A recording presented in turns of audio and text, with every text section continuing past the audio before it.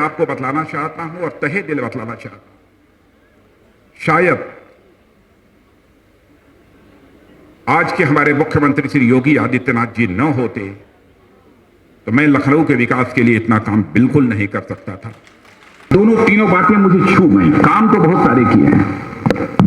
अब कानून और व्यवस्था का जहां तक प्रश्न है, अब उसके बारे में मुझे कहने की जरूरत नहीं है। मैं समझता हूं कि दो शब्दों का नाम यदि योगी जी का कोई सुन ले, योगी, तो दिल की धड़कन अपराधियों की बढ़ जाती है। अब चाहे कोई कुछ भी कहे, लेकिन अपराधियों के ऊपर तो शक्ति होनी ही चाहिए। अपराधियों को किसी भी सूरत में माफ नहीं किया जाना चाहिए। मैं केंद्र में देखता हूं हमारे प्रधानमंत्री मोदी जी और उत्तर प्रदेश में हमारे मुख्यमंत्री योगी जी, और ये तो परमात्मा ने एक अद्भुत जोड़ी बनाई है। मोदी और योगी, दो अक्षर यहां भी, दो अक्षर यहां। यह पूरी रिंग रोड बनकर 104 किलोमीटर की लखनऊ की चारों तरफ तैयार हो जाए, उसके लिए मुख्यमंत्री जी, मैं क्या कहूं, आप जरा पहले वाला भी और मुख्यमंत्री वाला तेवर दिखा दीजिए एक बार, वो बन जाएगा। क्योंकि तेवर आप ही दिखा सकते हैं, तेवर हमारे पास नहीं है। एक बार तेवर दिखाइए। मिसाइल का नाम तो सुना होगा, बड़ी खतरनाक चीज होती है। कभी कोई कल्पना नहीं करता था कि उत्तर प्रदेश में मिसाइल बने। बहनों भाइयों, उत्तर प्रदेश में इसी लखनऊ के पास में ब्रह्मोस मिसाइल बनेगी। देश की सुरक्षा के दायित्व के निर्वहन के साथ साथ लखनऊ को स्मार्ट सिटी की ओर प्रतिष्ठित करके पुराने नगर को नए नगर के कलेवर में ढालने वाले माननीय रक्षा मंत्री माननीय श्री राजनाथ सिंह जी से बहुत ही आदर के साथ हम अनुरोध करेंगे कि अपने आशीर्वचनों से हमें अनुग्रहित करें। आप सबकी जोरदार तालियों के साथ।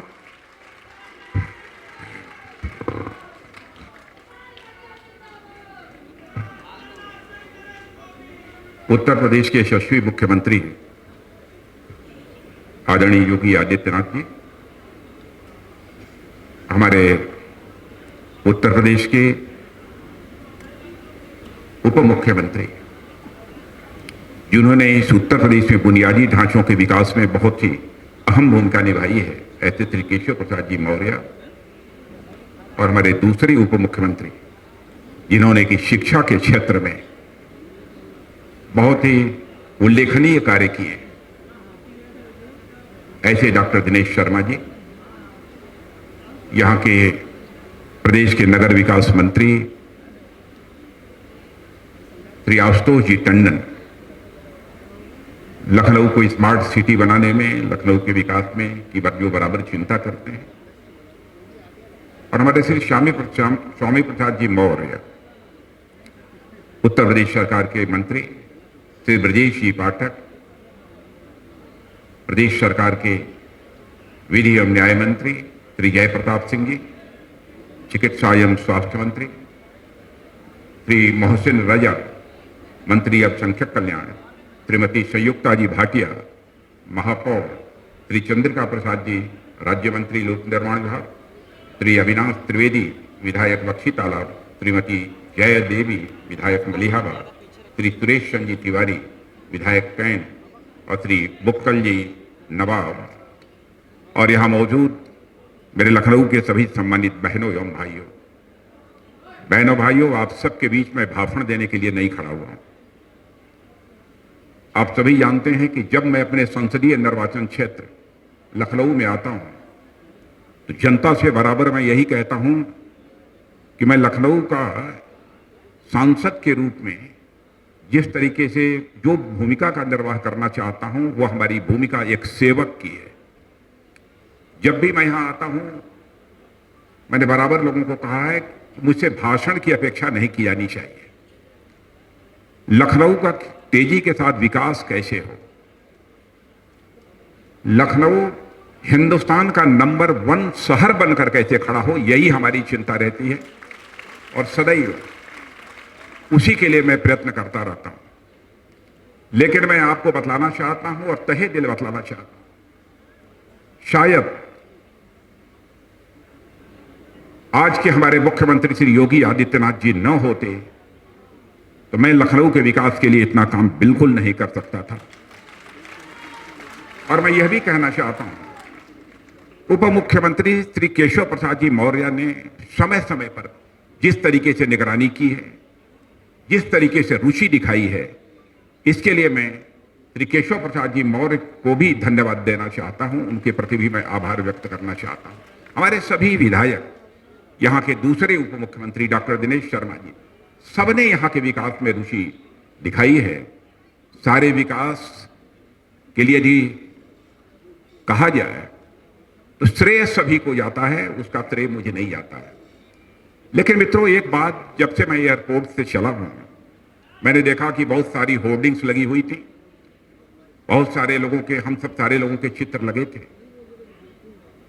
मित्रों, मैं पिछली बार भी आया था, एक बार जब यहां पर ऐसे ही लोकार्पण का कार्यक्रम था, उस समय भी, लेकिन उस समय उसकी चर्चा नहीं कर पाए। लेकिन मुझे दिल से जो लगा वो मैं कहना चाहता हूं। इस संसदीय निर्वाचन क्षेत्र का प्रतिनिधित्व हमारे श्रद्धेय अटल बिहारी वाजपेयी जी कर चुके हैं। आप इतना करिए कि कम से कम लखनऊ संसदीय निर्वाचन क्षेत्र में जब हम सारे लोगों का चित्र लगाइए, हम लोगों का लगाइए, मत लगाइए, या आपकी मर्जी, लेकिन ऊपर हम सभी के ऊपर कम से कम श्रद्धेय अटल बिहारी वाजपेयी का एक चित्र नजर आना चाहिए। मैं यह आप लोगों से अपेक्षा करता हूं। लखनऊ संसदीय निर्वाचन क्षेत्र के अंदर कम से कम एक भी ऐसा पोस्टर नहीं होना चाहिए जिस पर कि श्रद्धेय अटल बिहारी वाजपेयी का चित्र न हो। शायद आप सबको तो जानकारी होगी, दुनिया के दूसरे देशों में भी मैं जाता हूं बहनों भाइयों, श्रद्धेय अटल बिहारी वाजपेयी के प्रति जो आदर और सम्मान का भाव आज भी लोगों के अंदर है, उसकी का जितना ही वर्णन किया जाए वो कम है। इसलिए मैंने इस बात की चर्चा की। उत्तर प्रदेश का जहां तक सवाल है, इसका कहीं तो मत नहीं है, और मैं केवल उत्तर प्रदेश का होने के नाते और अपनी पार्टी की सरकार है इस नाते नहीं कह रहा। जो भी मैं बात कहता हूं, बराबर मंचों के माध्यम से जो हमारे दिल की आवाज होती है, उसी को शब्दों में बांधने की मैं कोशिश करता हूं। बहनों भाइयों, मैं जिस तरीके से विकास की गति को तेजी दी है हमारे मुख्यमंत्री माननीय योगी आदित्यनाथ जी, उसकी जितनी भी सराहना की जाए वह कम है। और एक बात तो हमारे दिल को छू गई, मुझे जानकारी नहीं थी, कहीं हमको जानकारी प्राप्त हुई। कोरोना की महामारी के दौरान इसमें कहीं दो मत नहीं, हमारे मुख्यमंत्री जी ने कोरोना के दौरान जिस प्रकार से स्वयं कोरोना से पीड़ित होने के बावजूद अपने दायित्व का निर्वहन किया है, और जिस संवेदना के साथ अपने दायित्व का निर्वहन किया है, वो अपने में बेमिसाल है। और जो बात मुझे ज्यादा दिल को छू गई, वो छू गई जिनके अभिभावक नहीं रहे, उन बच्चों के, अनाथ बच्चों की पढ़ाई लिखाई और उनकी परवरिश की चिंता यदि कोई करेगा तो वो उत्तर प्रदेश सरकार करेगी। और उन्होंने ये योजना पर प्रारंभ की है, मुख्यमंत्री बाल सेवा योजना। और मुझे ये भी बताया, उन्होंने 4,000 रुपये प्रति माह इन बच्चों को देने का फैसला किया, और 3 माह का एक ही साथ 12-12 हजार रुपया इन सभी ऐसे बच्चे जिनके माता पिता नहीं रहे हैं उनको देने का काम किया है। यह कोई छोटी बात नहीं है।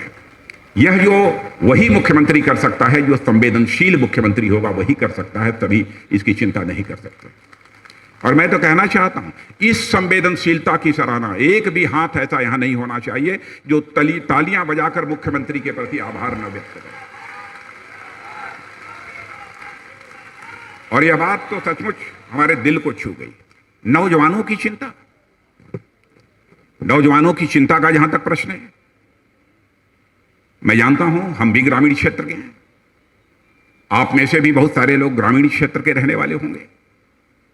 शहरी क्षेत्र में कोचिंग हासिल करने की तरह तरह के जो प्रतियोगी परीक्षाएं होती हैं, कंपटीशंस होते हैं, IAS, PCS और बहुत सारे कंपटीशंस हैं, आप सब जानते हैं।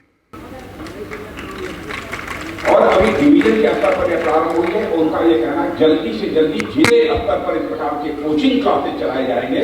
हमारे ग्रामीण क्षेत्रों में रहने वाले गरीब नौजवान जो कोचिंग नहीं हासिल कर सकते, वह विधिवत से अभ्युदय योजना के अंतर्गत कोचिंग हासिल करें। गांव के कच्चे मकानों में रहने वाली, झोपड़ियों में रहने वाले परिवार हैं, उनके बच्चे भाइयों कोचिंग हासिल करके वह भी प्रशासनिक बड़े बड़े दायित्व का निर्वहन कर सकते हैं भविष्य में। इन 2-3 चीजों की मैंने चर्चा की कि यह तीनों बातें मुझे छू गई। काम तो बहुत सारे किए हैं। अब कानून और व्यवस्था का जहां तक प्रश्न है, अब उसके बारे में मुझे कहने की जरूरत नहीं है। मैं समझता हूं कि 2 शब्दों का नाम यदि योगी जी का कोई सुन ले, योगी, तो दिल की धड़कन अपराधियों की बढ़ जाती है। अब चाहे कोई कुछ भी कहे, लेकिन अपराधियों के ऊपर तो सख्ती होनी ही चाहिए। अपराधियों को किसी भी सूरत में माफ नहीं किया जाना चाहिए। हम यदि राज्य में सुशासन लाना चाहते हैं, तो जब तक कानून और व्यवस्था की स्थिति बेहतर नहीं होगी, तब तक सुशासन की कल्पना भी नहीं की जा सकती। और जब तक कानून और व्यवस्था की स्थिति बेहतर नहीं होगी, तब तक राज्य का विकास भी किसी भी सूरत में संभव नहीं हो सकता। जिस तरीके से कठोर कार्रवाई की उन्होंने, उसकी जितने भी सराहना की जाए वह कम है। मैं केंद्र में देखता हूं हमारे प्रधानमंत्री मोदी जी और उत्तर प्रदेश में हमारे मुख्यमंत्री योगी जी, और ये तो परमात्मा ने एक अद्भुत जोड़ी बनाई है। मोदी और योगी, 2 अक्षर यहां भी 2 अक्षर यहां।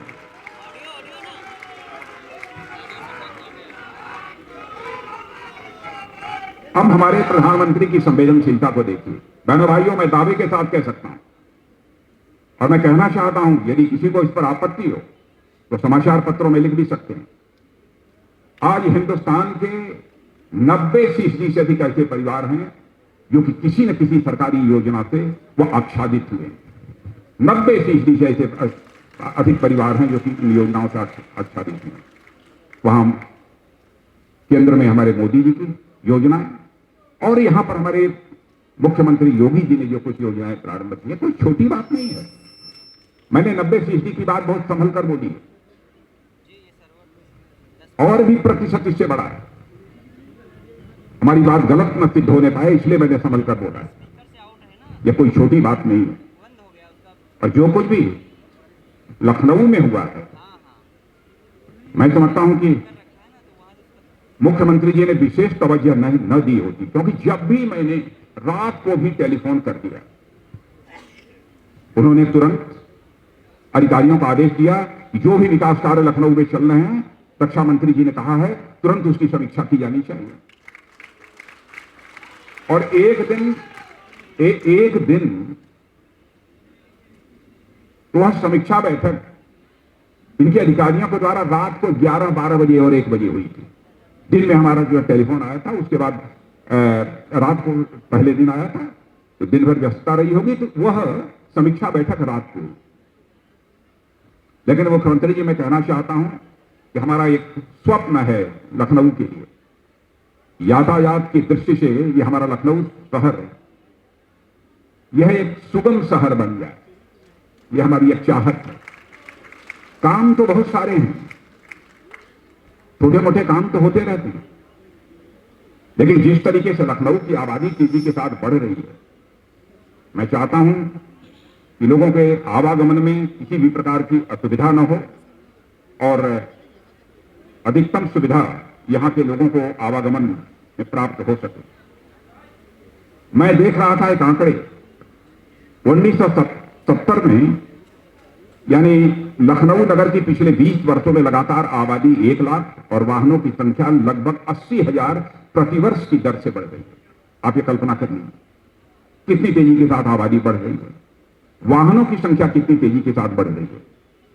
1970 में जहां आबादी 4 लाख और वाहनों की संख्या मात्र 7-8 हजार हुआ करती थी, वह अब बढ़कर आबादी लगभग 45 लाख की हो गई है और वाहनों की संख्या 26 लाख से ऊपर है।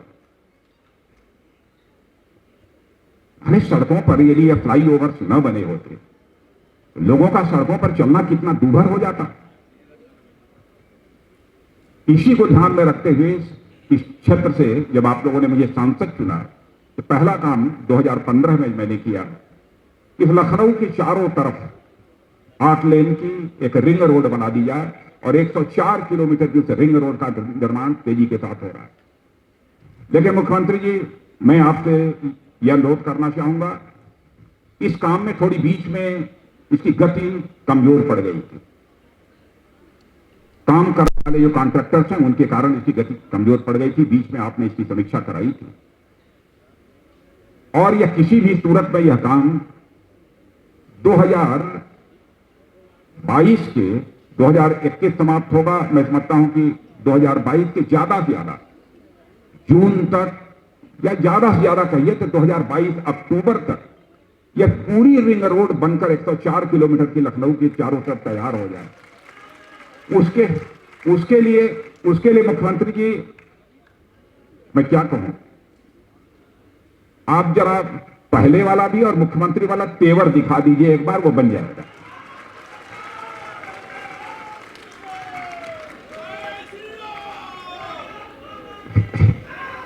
क्योंकि तेवर आप ही दिखा सकते हैं, तेवर हमारे पास नहीं है।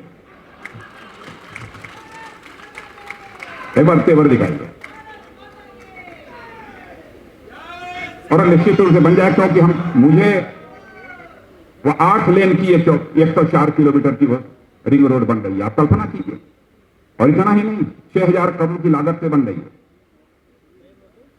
आप कल्पना करिए कि उस रिंग रोड के बन जाने के कारण हमारे लखनऊ महानगर को प्रदूषण से कितनी निजात मिलेगी।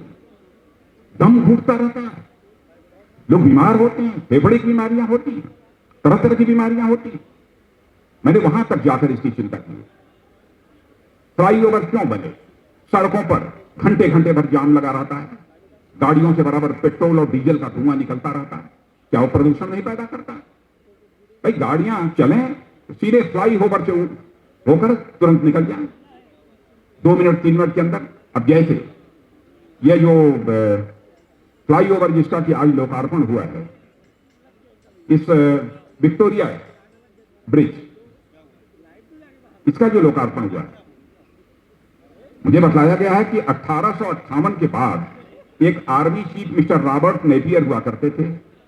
उनका लखनऊ शहर का एक शहरी नियोजन प्रारंभ किया गया था और उसमें सबसे चौड़ी सड़क यदि कोई बनाई गई थी तो विक्टोरिया स्ट्रीट बनाई गई थी। लोग कहते हैं कि इतिहास में लिखा है कि उस समय लोगों ने कहा कि अनावश्यक पैसा इस पर खर्च कर दिया, कहां इतनी पॉपुलेशन इन सड़कों के ऊपर चलती है। आज विक्टोरिया स्ट्रीट जाकर देखे क्या हालत हो गई। वहां पर इस प्रकार के फ्लाईओवर का बनना यह आवश्यक हो गया था, इसलिए यह फ्लाईओवर बना है और मैं समझता हूं कि यह बहुत ही ऐतिहासिक काम हुआ है। अब वो 4 किलोमीटर की दूरी पार करने में कभी कभी आपको 45 मिनट लगे हैं कि नहीं, मैं आपसे पूछना चाहता हूं। 1-1 घंटे लगे हैं। अब वो मेरे मित्रों 3 मिनट में आप वह दूरी पार करेंगे। और आज विक्टोरिया ब्रिज जिसका कि लोकार्पण हुआ है, यह 5वां फ्लाईओवर है। अभी 4 पर काम प्रारंभ होने वाला है, उसका टेंडर हो गया है, उसका होने वाला है। अब स्वयं इस काम को हमारे deputy chief minister Keshav Prasad ji Maurya इसकी भी चिंता कर रहे हैं कि जल्दी से जल्दी, और इनका जो ब्रिज कारपोरेशन है वो अभी इस काम को देख रहा है। लखनऊ में जो भी विकास हुआ है, हमारी जितनी भी कार्यदायी संस्थाएं, सारी कार्यदायी संस्थाओं ने मित्रों बहुत ही महत्वपूर्ण भूमिका यहां पर निभाई है। और एक जानकारी समाचार पत्रों के माध्यम से कुछ समय पहले आपको मिली होगी, लेकिन आज उस बात को मैं दोहरा देना चाहता हूं। रक्षा मंत्रालय का एक विभाग है DRDO, उसके द्वारा यह तय किया है हम लोगों ने, मिसाइल का नाम तो सुना होगा, बड़ी खतरनाक चीज होती है। कभी कोई कल्पना नहीं करता था कि उत्तर प्रदेश में मिसाइल बने। बहनों भाइयों, उत्तर प्रदेश में इसी लखनऊ के पास में ब्रह्मोस मिसाइल बनेगी। अब कितने लोगों को काम मिलेगा? अभी मुख्यमंत्री जी से बात हो रही थी, मुख्यमंत्री जी ने बताया कि हमने अनुमान लगाया था लगभग 5,000 से अधिक लोगों को काम इससे मिलेगा।